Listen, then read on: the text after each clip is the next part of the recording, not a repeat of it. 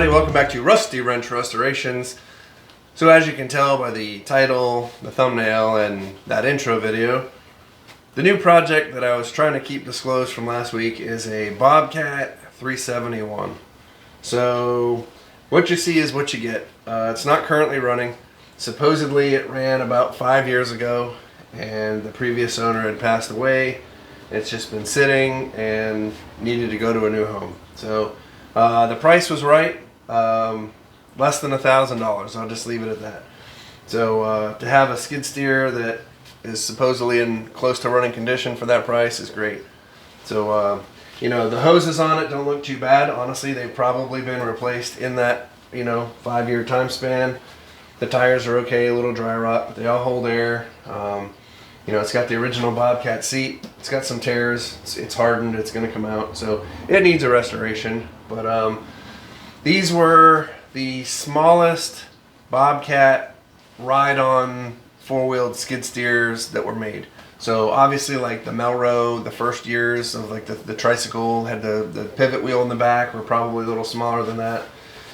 I had one a few years ago. If you go to my retro restorations playlist, I think it's the last video in there. It was the tractors that I've had that I never restored.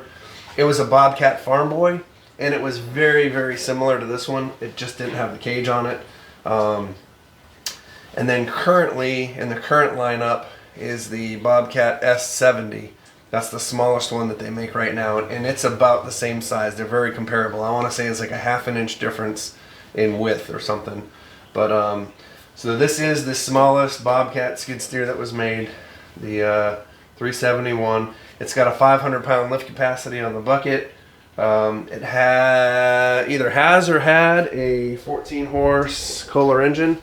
I'm not an engine expert, and everything's painted over, so I can't tell. That may or may not be the original engine. I'm not sure.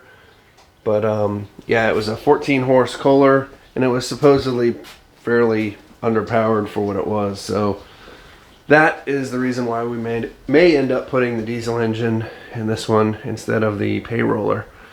So the bucket's in pretty good shape. It's got some rust and scale, but it's got a toothed bucket on it, and they look to be in really good shape. Like they really weren't used much.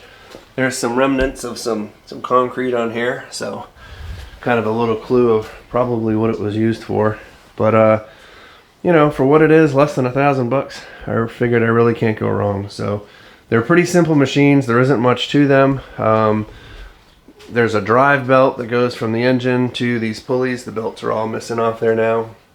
And they basically turn gears inside of there's a chain case inside. Believe me, you're going to end up seeing it all. This whole thing's going to be apart. But basically those belts drive pulleys that turn gears with a chain drive system to the wheels. So we'll have that all opened up and inspected, and we might need to change some chains, at least clean out the sump and put new oil in there. So we'll see how it goes. But this is the newest project to the channel.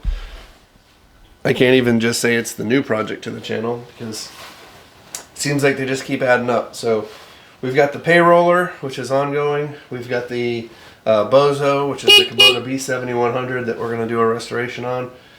And now this Bobcat 371. So a little bit of something for everybody. I'm a John Deere guy. I bleed green until the end of my days.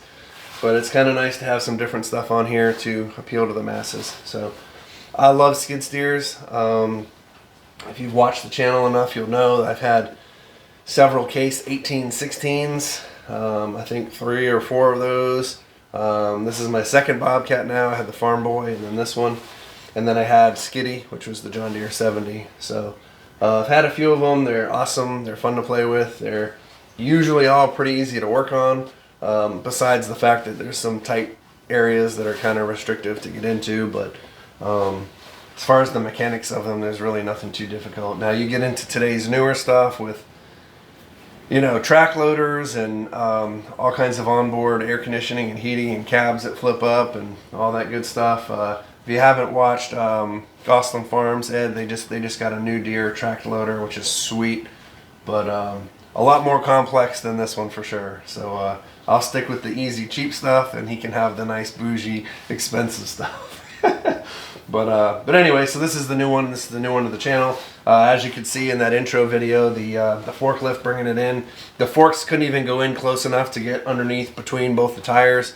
So basically the fork blades on that giant forklift, they were for shipping containers, were about 10 inches. So he was able to balance it on one of the forks and set it on my trailer. So you gotta love it when you go to pick something up and it loads that easy. I really don't have to do anything but chain it down. So anyway, this is the new edition. You'll see something on it eventually. You know, it's getting to be mid-December now. It's getting cold. We had snow last night. The holidays are coming up. Actually, by the time you see this video, it probably will be after New Year's. So, but I got a lot of stuff to do. As you can see, the payroller has moved into underneath the container here, and I haven't done anything with it since the mock-up video, which shame on me. But yeah, so I guess this video will be probably the first weekend in January. So happy 2026. That also means that the channel will be on air now for 2 years, and we've made no progressive improvement on the quality of the videos in 2 years. Imagine that. So no, I do appreciate everybody's support. Thank you for subscribing. If you haven't, please do already. If I haven't got there, I've been pushing. The last couple of weeks, I've been putting out shorts like almost daily, trying to get the numbers up. As of the recording today, let's see, today's December 9th. I think we're at like 1870 or something. So we're close. 2K's in range. I don't know if I'll get it this year, but we'll see. But anyway, welcome to the channel, Bobcat. Thank you for your support. We'll catch you in the next one.